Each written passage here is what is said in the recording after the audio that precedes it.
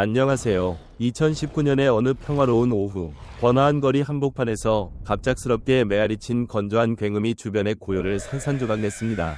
높은 곳에서 손살처럼 떨어지는 한 사람의 그림자가 아스팔트 바닥에 부딪히며 모든 것을 뒤흔들었습니다. 현장은 순식간에 공포의 도가니로 변했습니다. 호기심 많은 군중이 몰려들어 웅성거리며 소란을 피웠고 사람들은 앞 다투어 추측을 늘어놓았습니다. 불운한 그 청년은 견딜 수 없는 충격과 고통에 사로잡혀 이토록 고통스럽고 단호한 방식으로 삶을 마감한 것이 틀림없다고들 했죠. 그러나 경찰의 수사가 시작되자 사건은 점점 더 기이하고 분노를 자아내는 방향으로 흘러갔습니다. 피해자는 행복한 가정을 가진 명문대학의 모범생으로 학업 성적은 탁월하고 성격은 밝고 쾌활한 청년이었습니다. 게다가 불과 1시간 반 후면 그는 학사모를 걸치고 졸업식 무대에 올라 박수갈채와 영광을 받을 터였습니다. 그렇게 밝은 미래가 펼쳐진 절정의 순간에 왜 그는 자신의 생명을 스스로 끊은 걸까요? 이 미스터리한 사건 뒤에는 우리가 아직 알지 못하는 소름 끼치는 비밀들이 도사리고 있었을까요? 이제 함께 시간을 거슬러 2019년으로 돌아가 이 비극의 전말을 자세히 들여다보겠습니다.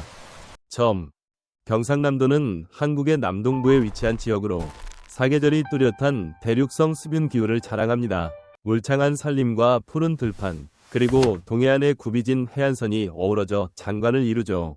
수많은 망과 자연스러운 해변이 이어지는 이곳은 영예의 띠라는 별칭으로 불리며 지리적 매력을 상징합니다. 그러나 이 지역의 자랑은 자연의 웅장함이 아니라 세계적 수준의 학문적 분위기입니다. 서울대학교, 고려대학교, 부산대학교 같은 명문 대학들이 모여들어 전 세계의 엘리트 지식인들이 꿈꾸는 땅이 되었습니다. 오늘 우리가 이야기할 사건은 바로 이곳의 유명 대학 중 하나, 부산대학교에서 일어났습니다. 그곳에는 천부적인 재능으로 화광이라 불리며 주목받던 한 학생이 있었습니다.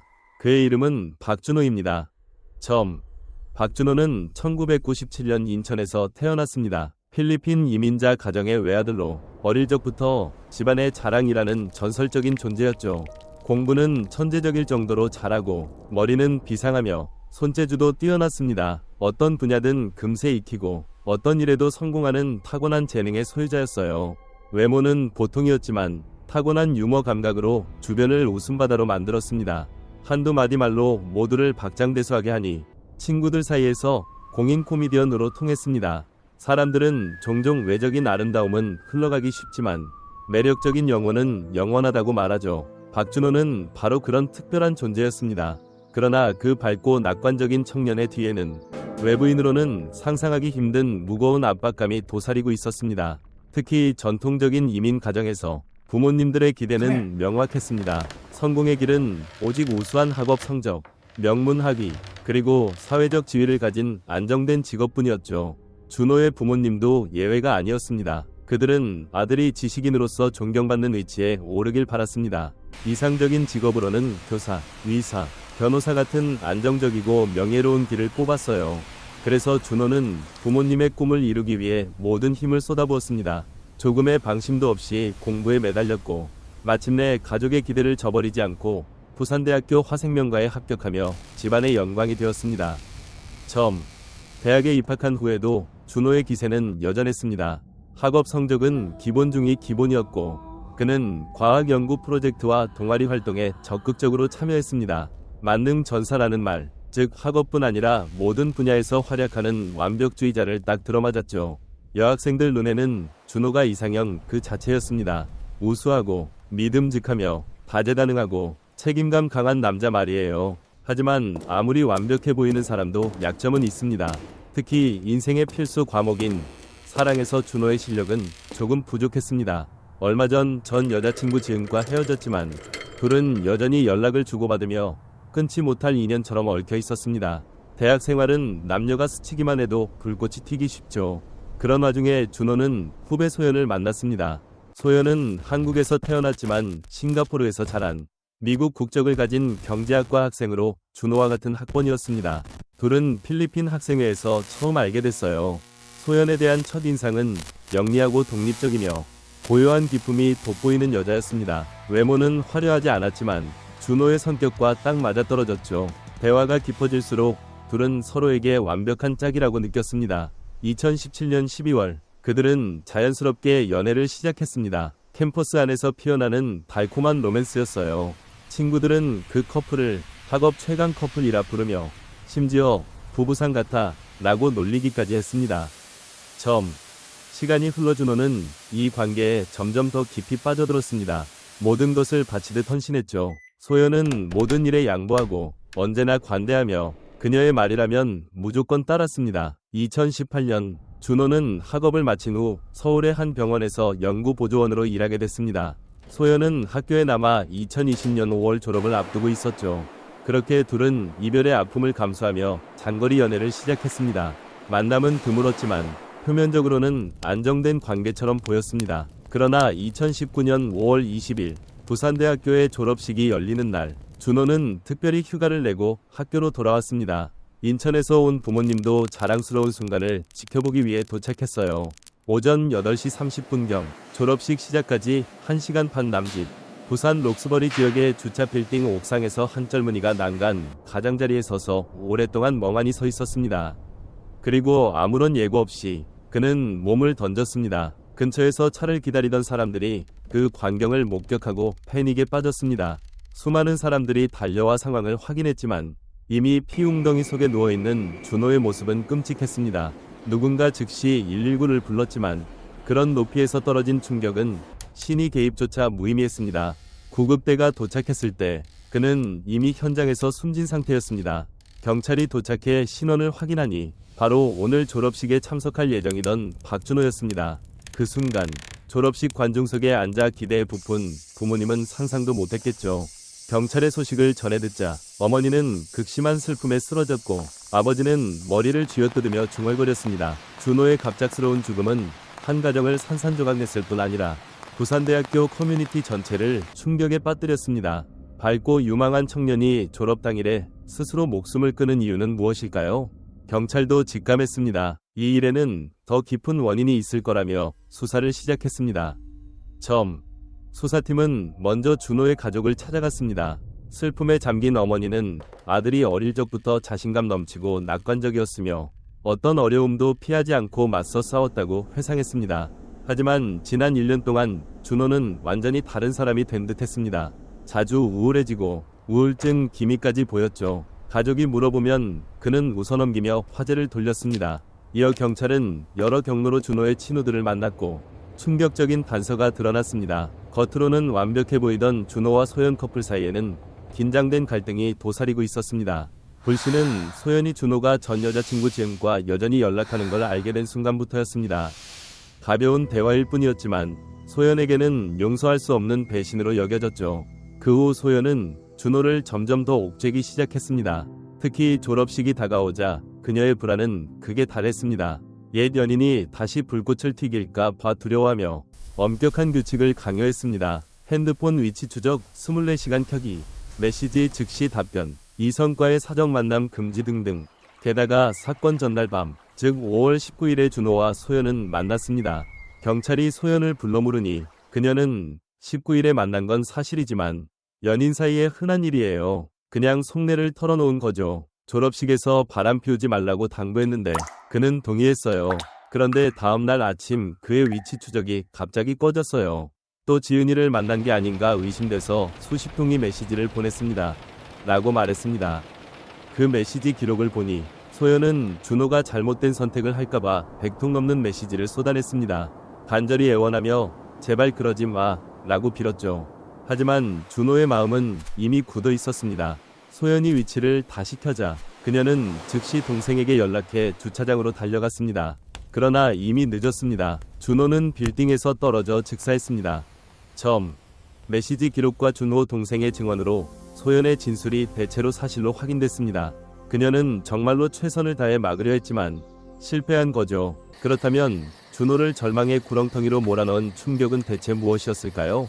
깊이 파고든 수사에서 경찰은 준호가 남긴 일기장을 발견했습니다. 그 안에는 이런 대목이 있었습니다. 매번 다툴 때마다 그녀는 나를 깔보고 자존감을 짓밟아요. 옛날 일들을 끄집어내 비난하고 과거 실수를 들추며 너는 영원히 믿을 수 없어라고 해요. 너무 괴로워요. 이는 소연이 준호의 전 여친 연락을 알았기 때문에 자주 차가운 폭력을 휘둘렀음을 암시합니다. 이는 무관심과 침묵으로 상대를 압박하는 정신적 학대 형태죠. 이런 감정적 반응은 연애에서 드물지 않지만 과도하면 치명적입니다. 하지만 준호의 성격상 단순한 비난으로 자살에 이르렀을 리 없었습니다. 수사가 막다른 골목에 부딪힐 무렵 한 형사가 제안했습니다. 둘의 연애 기간 전체 메시지 기록을 복구해보면 어떨까요? 더 깊은 원인을 찾을 수 있을 겁니다. 그 결정이 판도라의 상자를 여는 열쇠가 됐습니다. 경찰은 연애 시작부터 모든 메시지를 추출했습니다. 그 내용은 충격 그 자체였습니다. 이 관계는 더 이상 자발적인 사랑이 아니었어요. 준호는 오랜 기간 정신적 조작과 부정 속에 갇혀 있었습니다.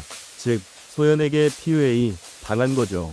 PUA는 상대의 자존감을 파괴하며 심리를 조종하는 행위입니다.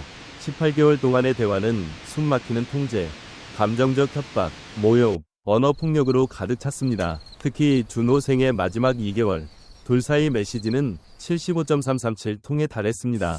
하루 평균 1.448통, 이는 먹고 마시고 자는 시간을 뺀 채 10분에 한 통씩 보내는 수준입니다.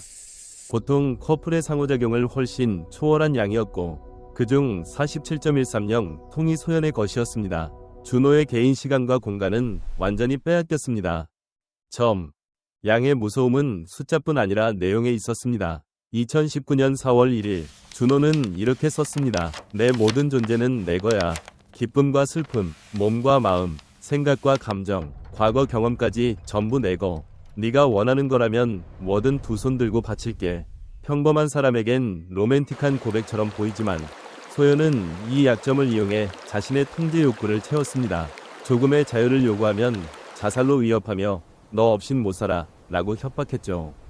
게다가 옛일을 파헤쳐 실패자, 무능력자라 욕하고 전 여친에 대한 집착을 조롱했습니다. 이런 정신적 고문이 매일 이어지니 보통 사람이라면 도망쳤을 겁니다. 하지만 깊이 PUA된 준호는 소연의 감정을 떠안았습니다. 오히려 자신이 떠나면 그녀가 자해할까봐 두려워했죠. 졸업식이 가까워지자 소연의 의심은 폭발했습니다. 그녀는 광기 어린 메시지 폭탄을 퍼부었습니다. 이는 빙산의 일각일 뿐 수백 통의 모욕적 메시지가 더 있었습니다. 수사 결과 소연은 수백 번 준호에게 죽어버려 라고 요구했습니다. 더 가슴 아픈 건 이런 극단적 공격의 준호가 제발 네가 원하는 대로 할게. 이 빌어먹을 세상에서 사라질게. 너 없인 의미 없어. 내가 죽을게. 제발 내 몸 해치지 마. 내가 지구에서 없어질게. 내 말대로 할게. 제발 더 아프게 하지 마. 라고 애원한 겁니다. 제3자에게는 이해 불가입니다. 왜 그런 여자를 떠나지 않았을까? 소연의 위협은 그냥 허세일 뿐인데 하지만 감정 조작의 무서움은 상상 이상입니다. 심리학 연구에 따르면 장기적 감정학대 피해자는 학대된 무기력증에 빠집니다. 이는 자신이 상황을 통제할 수 없다고 믿는 상태로 탈출하고 싶어도 심리가 갇혀 움직이지 못하는 거죠. 준호도 완전히 참지 않았습니다. 그는 두 명의 절친에게 도움을 구하는 메시지를 보냈습니다. 한 명은 소연의 행동을 학교와 경찰에 신고했지만 연인 간 사소한 다툼이나 특이한 취향으로 치부됐습니다. 게다가 준호는 학대 사실을 부끄러워해 가족이나 다른 이들에게 털어놓지 못했습니다. 그렇게 그는 보이지 않는 정신 감옥에 갇혀 탈출구를 찾지 못했습니다. 사망 이틀 전 소연은 준호에게 부산대 모든 친구와 연락 끊기를 강요했습니다. 여학생은 물론 외향적이었던 그는 점점 고립의 구렁으로 밀려갔습니다. 통제와 모욕, 조작의 사냥꾼 앞에서 그는 더 이상 버티지 못하고 비극을 선택했습니다. 위료 기록, 메시지 내용, 증언, 일기 등을 종합해 경찰은 준호의 죽음을 소연의 장기적 정신적 학대와 감정 조작으로 결론지었습니다. 이는 단순 자살이 아니라 범죄였습니다. 게다가 5월 20일 오전 8시 30분 소연은 준호의 위치를 알고 현장에 도착했습니다. 그의 자살 의도를 알면서도 경찰이나 구급차를 부르지 않았고 주차장 직원에게 도움을 청하지 않았습니다. 그냥 지켜봤을 뿐이죠. 이 냉정함은 무관심이 아니라 잔인함의 극치입니다.